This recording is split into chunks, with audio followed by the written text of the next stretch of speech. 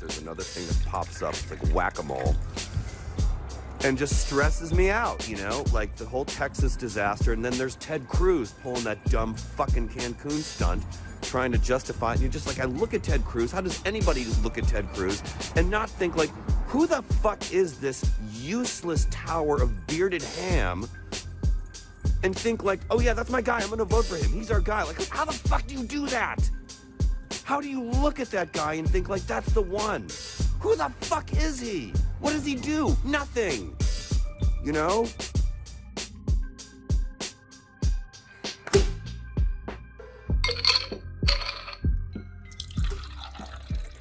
Sounds good. All right, let's do this. Hi, this is Beth. And I'm Staney. And you're listening to Mixed Politics. Yeah. Welcome to episode 2. What's going on with Texas? A lot. There's a lot. Yes. Okay, so what are you drinking tonight, Beth? I am drinking, since I don't consume sugar, I have this naturally zero sugar Swoon Mixers margarita mix and some tequila. So I have myself a little margarita because we're talking about Texas. That's cool. What are you drinking? I'm drinking a tequila pineapple punch. But I held off sounds on good. I held off on the pineapple, and I might have cheated and like splashed a little apple in there.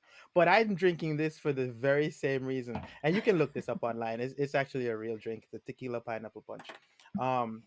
It's coconut rum, pineapple juice, tequila, lemon juice.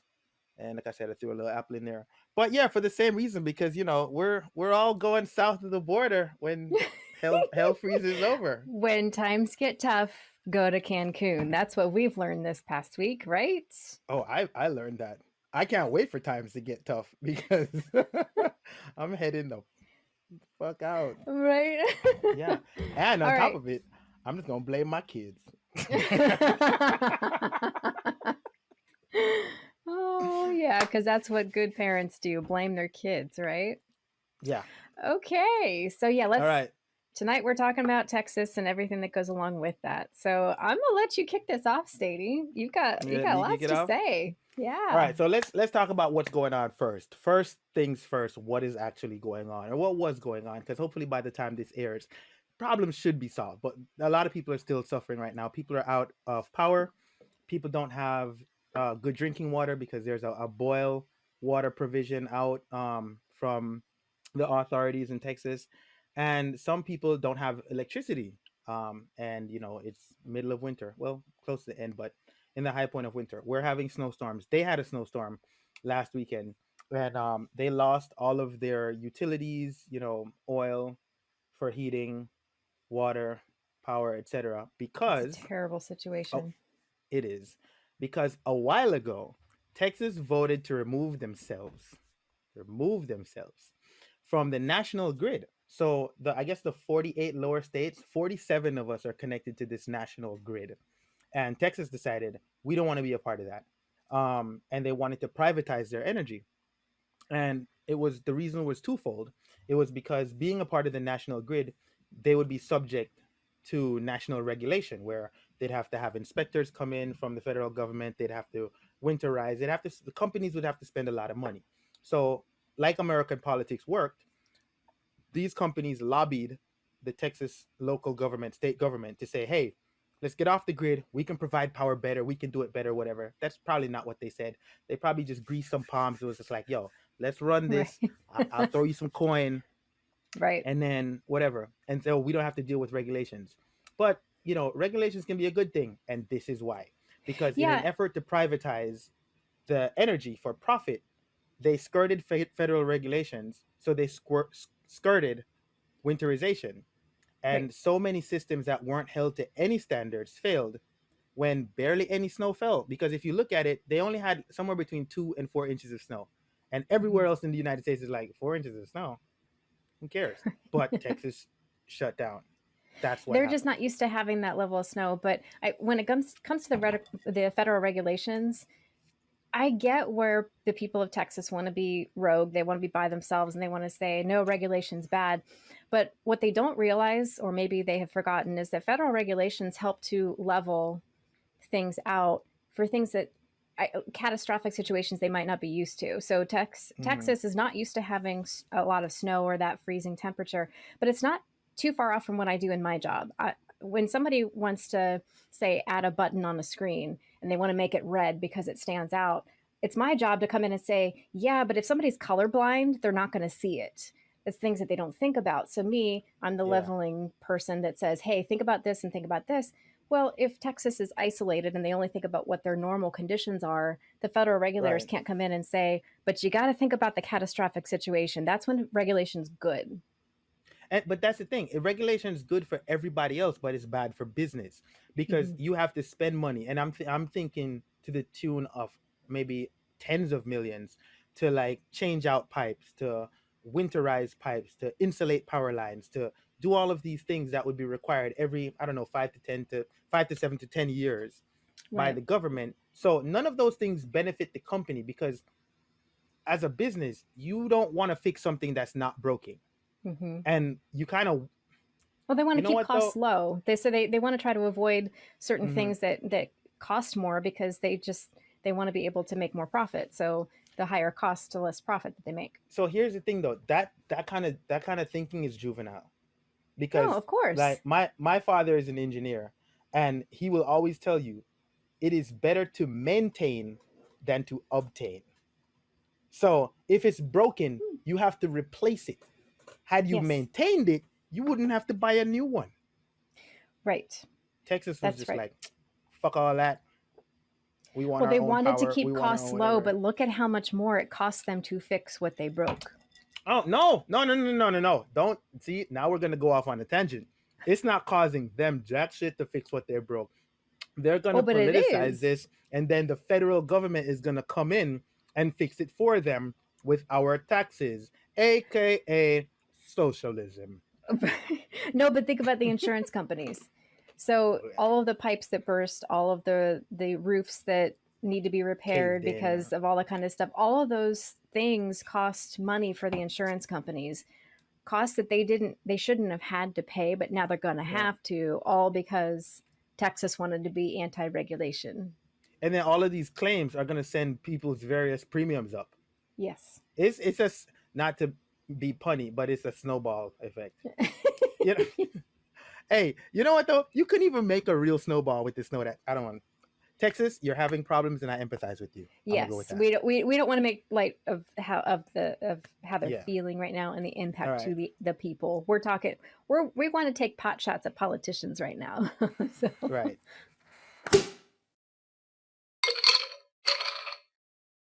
The thing that bothered me most about the fallout out of this is the Governor Abbott. And I honestly never heard of him prior to the fiasco taking place. But like what I saw of him in the aftermath was not what I wanted to see of a governor. Like he was on, I think the first time I saw him, he was on Sean Hannity on Fox News. And that was his first mistake. I know, right? But he goes on there and so no. So when I started doing research about this, he had gone on some local Texas station and like apparently he told the truth there. He went on and he said, hey, the problems happened because we didn't winterize. The companies didn't do what they were supposed to do in terms of keeping things to a certain standard. And a couple of the windmills had failed. However, the windmills are only 10% of our energy output. And that's what Texas heard. Well, that's what Texas heard first. And then he went on fucking Sean Hannity and he was just like, the windmills broke down and this is what caused a domino effect.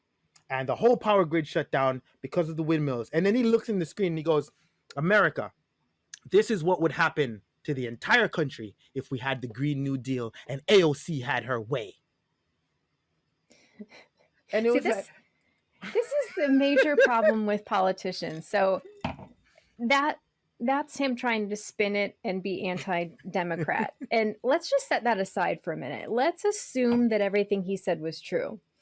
that something that constitutes 10% of their energy policy Yeah. caused everything to fail. And it Well, didn't. It didn't, but we're setting that aside. Let's try to say what he said was true.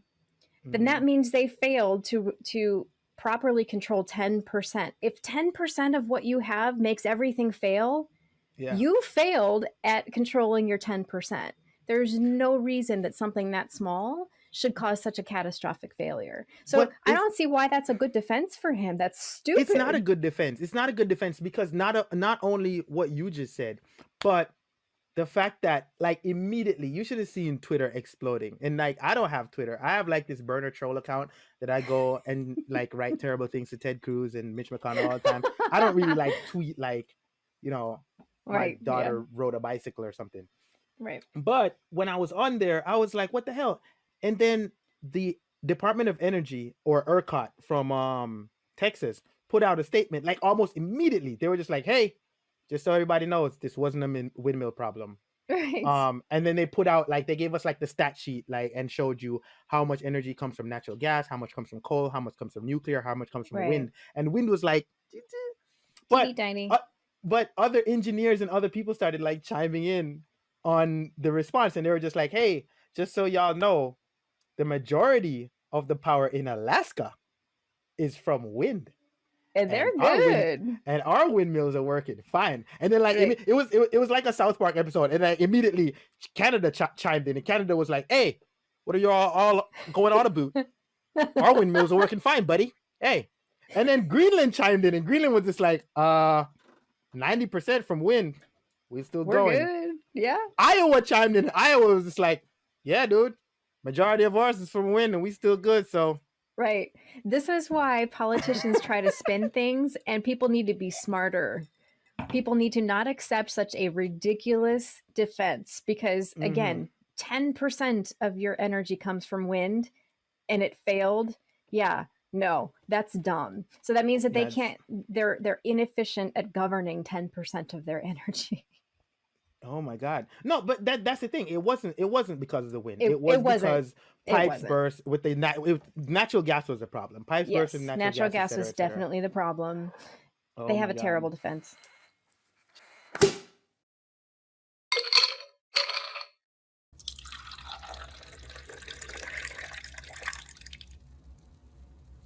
Over the past 5 days, Quentin Quarantino raised $1.2 million for Planned Parenthood. That's an amazing feat. And he did it all in Rush Limbaugh's name. But that's actually not what I want to talk about. The truth is that happened and it's great. And I want to shout him out because I have friends who donated to that. And it was really wonderful. And I think it's hilarious. But two other people raised money. Yes. Miss Ocasio-Cortez and Mr. O'Rourke. Yes. Both, well, Beto is not, he's a Texas native. He's currently not in power. He was in government from, I think, 2013 to 2017, but he's no longer in power. And between the two of them both, they have raised $5 million for Texas, for their food bank, for relief, for buying generators, for all of the things that Texas citizens were in trouble for and needed real assistance and immediate action. And so they raised $5 million. And like I said, one's not in power and one's a representative from New York. Now, why I thought this was wonderful is that about 3 months ago, that's not even true, 6 weeks ago, we had a situation where we had red states and blue states. And if you were very mean to me, then I don't know, maybe you're gonna have to figure it out. But here are two Democrats, someone from across the world, from the big city lights, wearing her high heels, coming down here telling us Texas how to do things, raised money to help the people in need. Yes. And I think that is wonderful. I think it's wonderful too. And fun fact about Beto O'Rourke, he actually ran against Ted Cruz and lost very, by a small 3%. margin. Yes. And in Texas, that is insane. So Beto The O'Rourke, Texas Democrats never let up on that, though. They keep reminding you. They're just like, hey, yes, just so you know, 48%. We were almost there. yes. And so now the guy who lost to Ted Cruz and isn't currently holding office is doing the job of Ted Cruz when Ted Cruz is off in Mexico somewhere. Just thought I'd throw You that out there. Beto just O'Rourke had lost to- the race and is still leading better than the guy who won. You just had to segue in that. You couldn't just hold off because, like, I jumped over Ted Cruz and got to good news, and you were just like, nah. No, we can go back to the good news. We don't have to segue to Ted Cruz. I'm just saying that Beto lost that race and he is still leading. He's not holding office and he's leading because that's what leaders do. That's what You know? leaders do. Leaders lead. Someone said to me this week, leaders lead and public servants serve. Yes. And Ted Cruz goes to Cancun. Amen. I don't know. That's wow. There's nothing else that can be said. All right.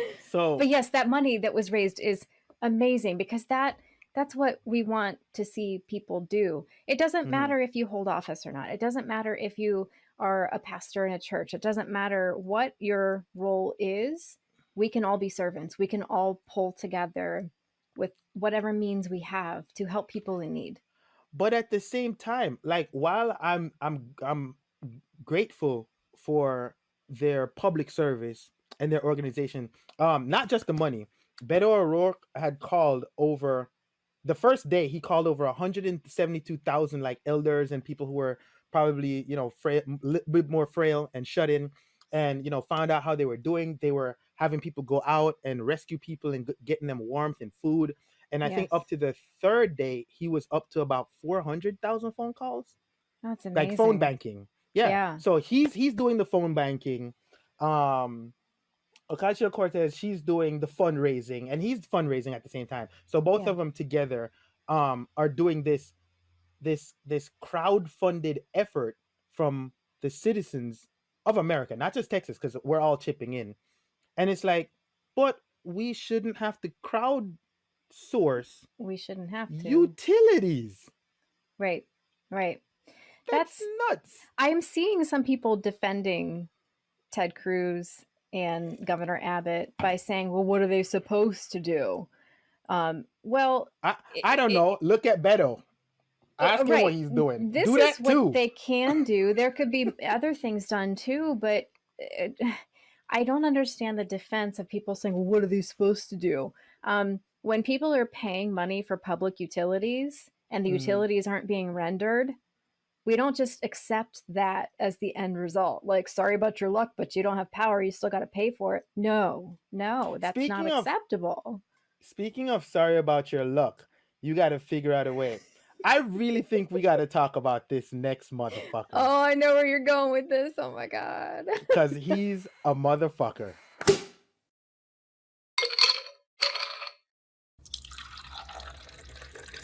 Tim Boyd. Former mayor Tim Boyd. Tim Boyd. So if you don't know what happened, there was a mayor of a city in Texas, I believe Colorado City. Colorado City, yep. Right. And when everything started to get to a fever pitch and people were losing power and losing whatever, and the people started literally freezing to death or dying because of trying to heat things in their in their homes that they shouldn't be heating, like a barbecue grill or a propane, whatever, and then having suffering from carbon monoxide. This guy takes to Facebook as the mayor of Colorado City and puts out a scathing post saying that it is not the job of the city or the council or the county to alleviate your problems in a time of a crisis. You need to pull yourself up by your bootstraps, because he's sick and tired of all of these socialists who want a handout from the government, even in a situation of an emergency. And like, he chastised people, he berated his constituents, he went off, like he called them every single name in the book. It was horrible. I might put a link to it in the comments. We need to, yes. Yeah, I'll put a link to it, because that was insane. And yeah, so because if you haven't read it, you got to read the whole thing. Yeah, when I read it, I was just like, this can't be real. The first thing I said was, My friend sent it to me, and I said to her, "Have you fact checked this? Because I'm not trying to put something out or like send to other people if you haven't fact checked it." And she's like, "No, it's real. It's on the news." And so I, you know, went online and I was just like, "Oh my god, this guy really said this shit. This is wild." And like, but my take on it, at first I was very upset, and I was like, "Man, what is wrong with Texas? What is wrong with Texas people? What is wrong with Texas lawmakers? What is wrong with the United States of Texas? The fuck? Why would they elect people like this?" But then you can't stop there. It's like, well, why would they elect Abbott? Why would they elect Ted Cruz? Is there Right. something in the water that Texans are drinking where you people elect terrible leadership? I don't know. But one thing, so while I was, making fun of that, it occurred to me that the type of language he used in that post is indicative or probably even synonymous of the type of language he would have used in his campaign. You know, Sure. pull yourself up by your bootstraps, down with socialism, be, because he was telling people, don't be a pussy. Go out and fend for yourself and like take care of your family. Like I think there was a part of it where no, I gotta find it He and read said it. sink or swim. He Sink or did say swim. sink That or was the swim. part. While you're looking it up, let me give you my take. The sink or swim part was what got me, because he's basically talking about survival of the fittest. Mm-hmm. And when he received the backlash, he resigned, rightfully so. And then his wife lost her job, and so then he started speaking out. He She started got speaking canceled. out, and yes, she got canceled. And so he started speaking out, saying, "Guys, this was a mistake. You should show me some grace." Not his exact words, but that was the sentiment of it. And so my Yeah. husband was like, wait a second. Wait a second. Survival of the fittest? In survival of the fittest, if you make a mistake, you get eliminated. This is not the kind of thing where you could just say everybody else got to sink or swim, but when it comes to Yeah. me, I got to have a second chance. It's not how this works. Wow. So the negativity begets negativity. You put out a negative message like that, don't be surprised if you get negativity coming back at you. It's I'll read the insane. last part. I'll read the last part. It's hilarious. I got it here. Only the strong will survive and the weak will perish. Perish as in not PE but PA. This His guy, he's a grammar was literary genius. terrible. It was. He goes, "Folks, God has given us the tools to support ourselves in times like this. This is sadly a product of a socialist government where they feed people to believe that the few will work and others will become dependent for handouts. Am I sorry that you have to be living without electricity and water? Yes, but I'll be damned if I'm going to provide for anyone that is capable of doing it themselves. We have lost sight of those in need and those that take advantage of the system and have meshed them together into one group. Bottom line, quit crying and don't look for a handout. Get off your ass and take care of your own family." Bottom line, again, okay, so there's two bottom lines. It's hilarious. Anyways, bottom line, don't be a part of the problem, be a part of the solution. Oh, I think that was just it was just a gem because that's how he spoke on the campaign trail. It's Yes. like, we don't want any socialists down here, which means which meant to me immediately, oh, so Texas doesn't want FEMA help. Right. Texas doesn't want Joe Biden to step in or the National Guard or what, because that's socialism. Yeah. Taxes pay for FEMA. Right.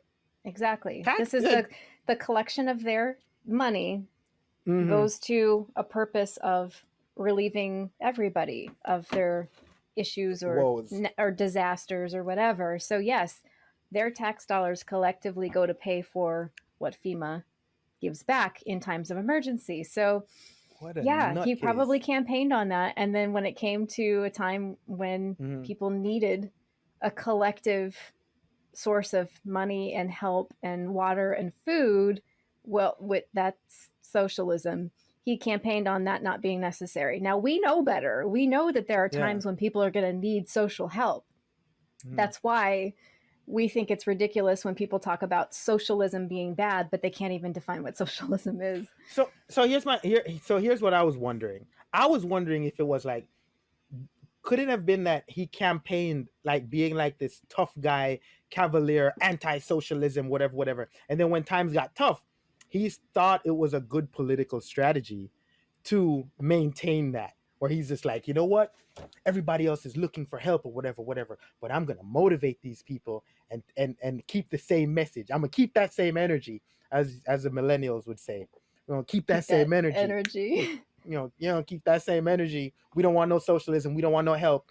I think there was a part in there that was just like, if you don't have water, where was it?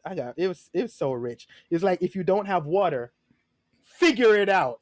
Well, Like, right. Yes. He was talking about having a backup plan. So here's the thing. So if you're paying money for utilities, why do you need a backup plan? Is that some kind of Freudian slip where he's admitting that these companies expect to fail at some point and not be held responsible for reimbursing their people? nah. I mean, that's kind of what they're saying, that you all got to have a backup plan if your utilities fail. Well, why should we expect the utilities to fail? I mean, why should we need a backup plan? Well, we only need a backup plan if we think the first plan is going to fail. That first plan is what these people campaigned on. We're going to do this and this and this and this. This is your first plan. Well, why should that fail? Because they fail. That's what they're admitting, is that they fail and there's no accountability for it. You're right. So that leads us to the governor not taking any responsibility, not helping his own place. We got AOC and Beto O'Rourke going out of the realm of the things that they should be doing. One's a private citizen taking care of his family. The other one's a representative from another state, and they've raised $5 million.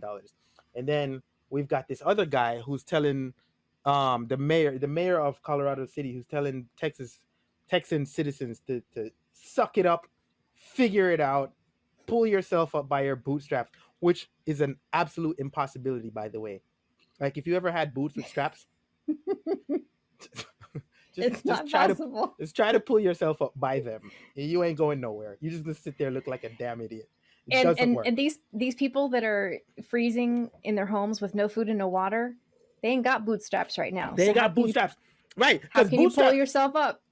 Theoretically, bootstraps would be like a generator. Oh, go yes. Turn it on. They don't have no damn generators. They can't afford it. It was Bun B. Bun B did a post on his Instagram, and he was just like, listen, I want you guys to understand the gravity of the situation here in Texas. People are cold, people are freezing, people are suffering. And you people who are from northern states, this doesn't make sense to you, but you have to think about the fine details. The fine details is when it gets cold, you put on your North Face or your Columbia or your Canada Goose. Who do you think in Texas has a North Face jacket? And like when he said that, I was like, ooh. Right. This is atypical. They got hoodies at best. Yes, this is atypical for them. That's why so many people have died. People are dying right now, and it took public pressure for these people to realize that that's a bad thing. It seems like whenever politicians are involved in America and there's a crisis, people just die, and that's weird for a first world country. Because when there's a crisis in like England, they just go, "Oh, send these people out and fix it." People don't just die. Like 30 people don't just die in one day. Right. It's kind of, I don't know. Anyways, so that's going to lead us to the ultimate leader of Texas.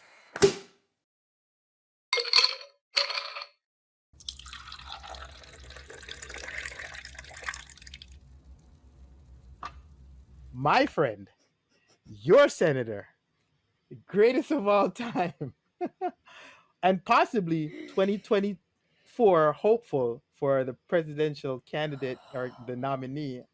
I know. Come on, man. Okay, so let me just... I know him. You love him. Raphael, whatever the fuck his middle name is, Cruz. From Canada. I can't. Yes, he is from Canada. He is born in Canada. I can't even hide my facial expressions right now. And I think that somebody gave us some feedback about our first episode that I was very even keeled and not passionate. Y'all just haven't seen me talk about Ted Cruz yet, and you're about to. I get really fired up talking about Ted Cruz. So I'm gonna let it go. I'm gonna let it go. It's gonna be great. All right. Well, so what did Ted Cruz do this week that has stoked your ire?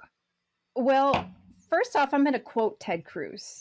Not this week, but in his political career, he made the following statement. In both law and politics, I think the essential battle is the meta battle of framing the narrative. That is a quote from that man. So he thinks that one of the biggest battles of all is to frame the narrative appropriately. And that's what he's trying to do right now. He's trying to frame this as an optics thing. And Donald Trump Jr. backed him up on this to talk about this whole thing is about optics. So I wanted to frame this conversation with that in mind. But isn't that American politics though? About Framing optics? the narrative. So he might be right.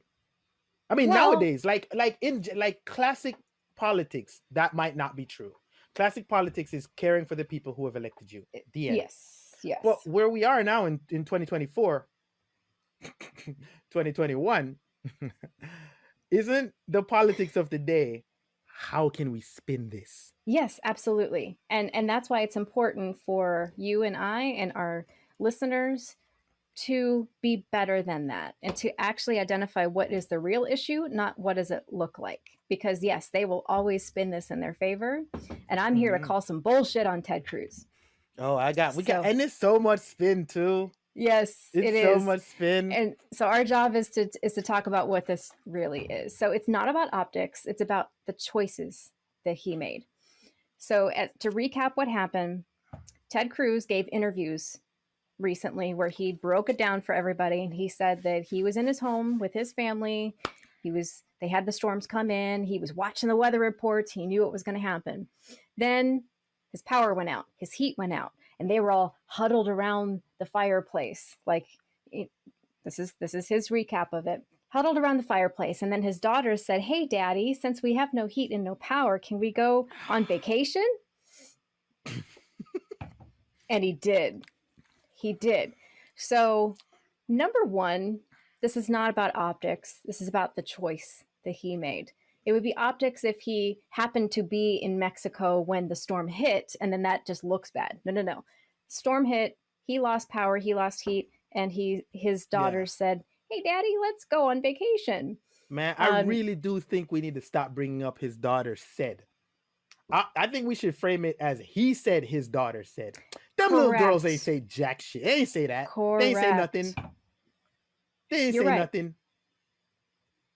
Get out of here, man. You're right. He said his daughters said. Now let's talk about that for a minute. You're a parent. I'm not, but you're a parent. Now kids say things all the time. The darndest things. Right. But as a parent, is it not your job to teach them whether their thoughts are correct or not correct, or whether they could do something differently than what they think, than what their instincts tell them? So let's say your child, one of your kids says, "Daddy, let's go on vacation." You're a senator in the middle of a crisis. As a parent, you're not going to fault your child for thinking of that. I mean, that was her first thought, right? Mm-hmm. But as a parent, is it not your job to then say, "Honey, I understand, but I'm a senator and there are people hurting right now. So we need to go volunteer at a warming center, make sure that our people that I'm elected to lead have what they need to be warm and be fed and be, is that not the correct assessment of what parents should do to lead their children? I think everybody raises their children differently. So I'm not going to sit here. See, I'm going to do what you did last week where you were like, "I'm not going to get in Ted Cruz's bedroom and blah, blah, blah." Sure, I'm going to get in this fucking bedroom.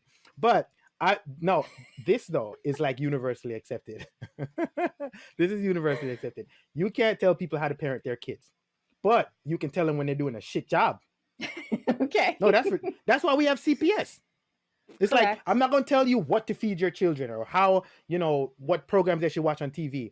But when your child comes to school with a cracked skull and she tells me that, "Daddy hit me," then we got to take your kids away. So I just want to let it be clear.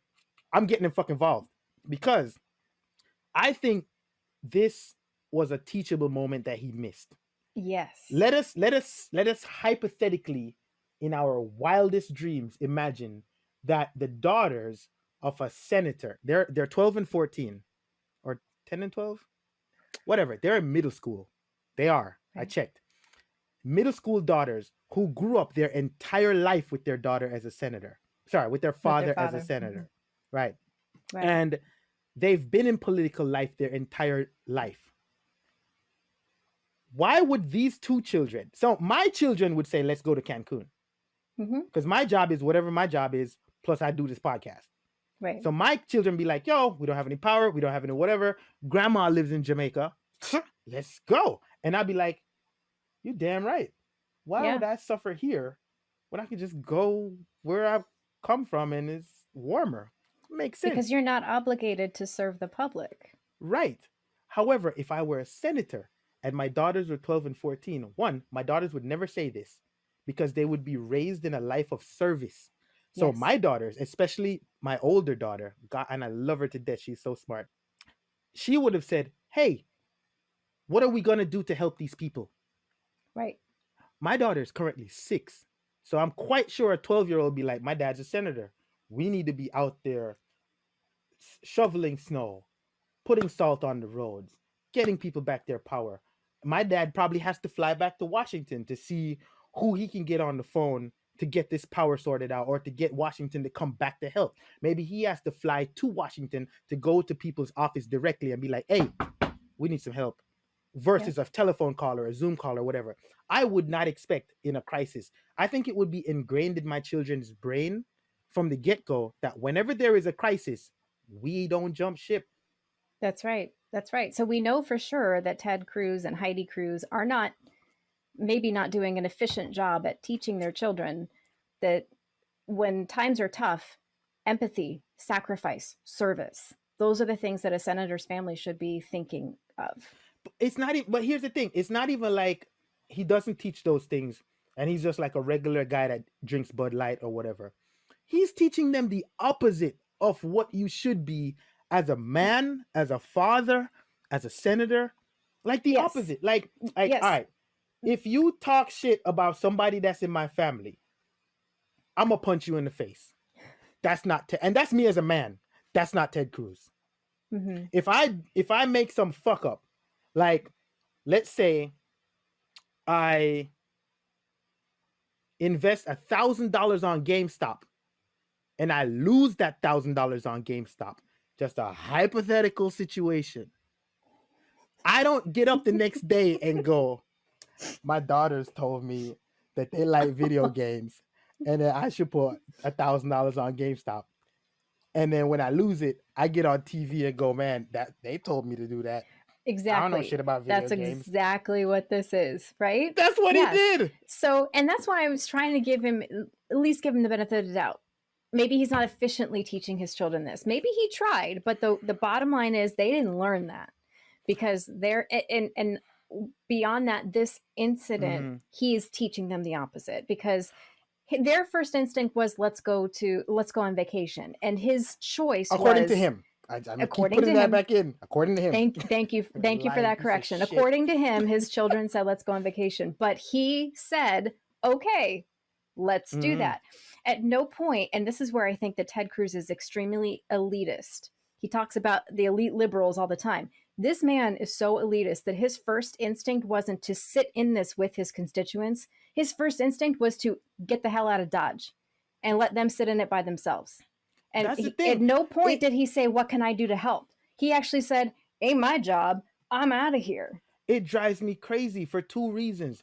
Whenever these politicians, and we know who they are, like Moore and Boyd and Cruz, they campaign, they come in with the fucking stirrups and the chaps and the spurs and the cowboy hat and the gun, big ass rifle, and they're coming in as like the Lone Ranger, savior of Texas. And you vote for me because when those liberals come from their big cities and they come down here and they want to tell us what to do, I'm gonna ride up just like this and I'm gonna let them know what's what. And it's like 2 inches of snow fell, dude, and you got on a jet. He went to a different country. He riding up on his horse. That's the thing. I need for him from here on out, because to have more empathy for people who want to cross borders and go thousands of miles to give their families a better life, because where they're coming from, they don't have clean water or electricity or heat and can't find food. Right? And because that's literally what he did in the opposite direction. And on top of that, he said in several interviews, he said, Well, I had second thoughts almost as soon as I sat down on that plane. And yet you still went, Ted. You still went. I think I'm gonna put up a graphic of Ted Cruz on the plane. No, you know what? Fuck that. I'm gonna put up a graphic right now, and I'm telling you right now, I'm gonna put up a graphic right now of Ted Cruz in like the Delta Sky Miles lounge in the fucking super platinum level with the goddamn white leather chairs and the where you can charge your phone off the fucking sitting it down shit. Like, there ain't no damn second thought. Dude, his optics are so, like, his PR team is so shit. Yes. He goes down there in a regular I-94 mask, right? And the shit fucking blows up, and he's coming back, he's in the Texas mask. Nobody saw you. He's like those dumb kids that stand behind a tree and be like, you can't see me, I'm hiding. It's the juvenile mentality of these people is backed up by one of his PR persons went on the air, and she gave an interview and said, yeah, Ted Cruz is in Mexico right now. Big whoop. I'm sorry, big whoop. That was what she said. That's the mentality of these people. That's his communications person. Wow. That's crazy. Go. I just have one more thing to say about him, and this is really my bottom line. I have to collect myself so I don't get too fired up when I say this. We can have differences of opinion on politics all day long. And I respect people who are small government conservative that actually they follow through on that mentality. They're consistent with it. So Ted Cruz is one of those people who bills himself as a small government conservative, and his sentiment is really that he believes government's role is to handle emergencies and public safety or natural disasters, things like that. So when an emergency happened in his state, literally the thing that he framed his job was to be, he didn't do it. So my question is, what the fuck does this guy get paid for? If he has spent his entire political career and all of his political capital on being, government's bad, this is what government should do, this little thing right here. And this natural disaster was within that little tiny box that he made. And so it's like, great, Ted Cruz, show us what you're made of. And he's like, I'm out of here. Why does he even get paid? He's made of Group 4 on fucking United Airlines boarding pass in hand. Dude, people, everyone was scrutinizing the shit. Yes. He was like, so when he came, so he had every story. First, it was he was like, the daughter said we should go, which as a dad, like straight up, you should have just said, hey, we're not going. So get comfortable. But he came back and he was just like, I was just escorting them down there. I planned to be back, the following day, whatever. And like immediately Twitter fucking blew up again. They were just like, that ain't no overnight bag.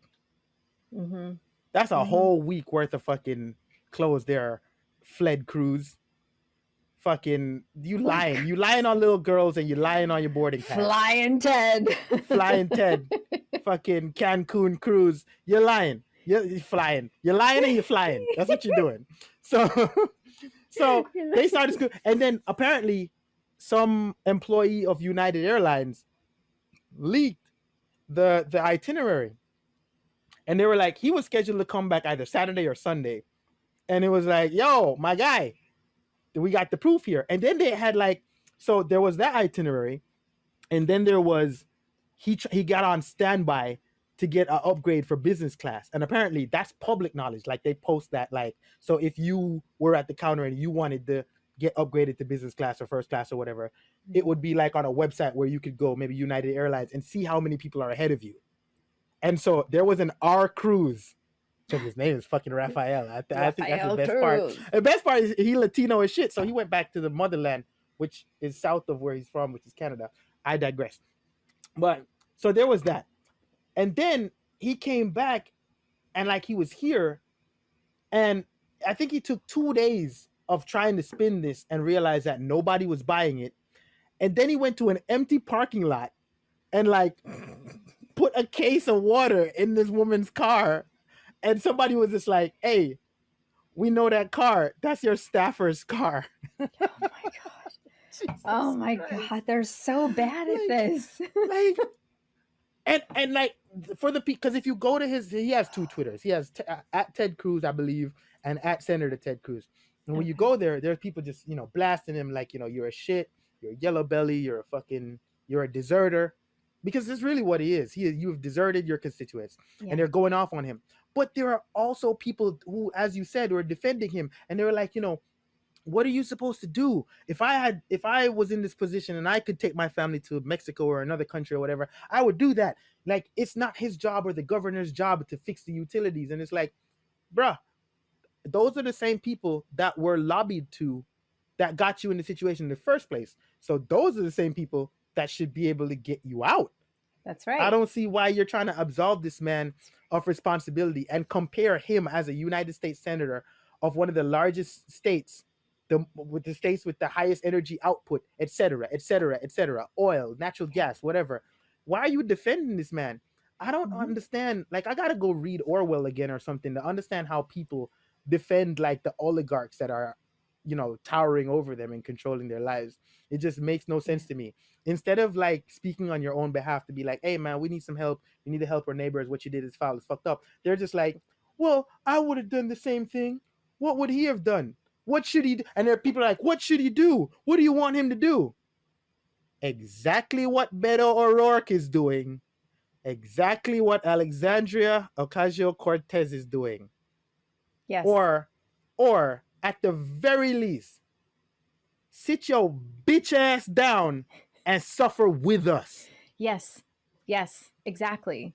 When people are elected to positions of power and influence, then when times get tough and their constituents are suffering, they need to use their power and influence to make things better. Period. Point blank. Good night, nurse.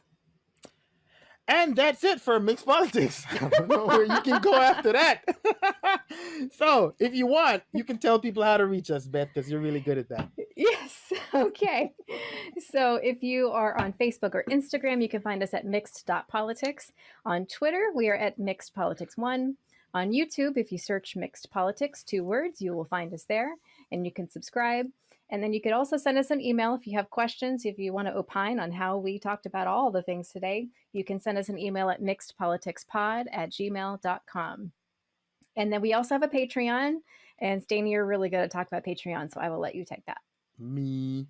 All right. Well, we do have a Patreon where you can sponsor us as well as get stuff back from us. Stuff that includes getting a shout out, asking a question and having it answered, or a comment and having us respond to it through email. We can have you remote on the show and broadcast it on YouTube, or we can have you get dinner and drinks with us. All of these are varying different levels of sponsorship. One of my favorites is actually the merch. You have a wide selection of merch. You do.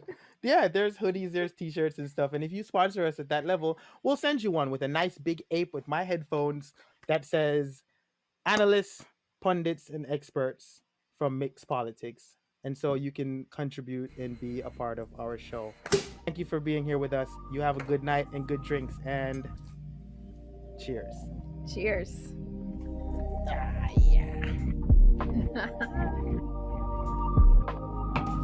I'm going to leave you guys with a clip of Lindsey Graham telling you how to get rid of Ted Cruz from 4 years ago. I remember that. I want you guys to enjoy this. And this is how we're going to end the podcast this week. A good Republican would defend Ted Cruz after tonight. That ain't happening.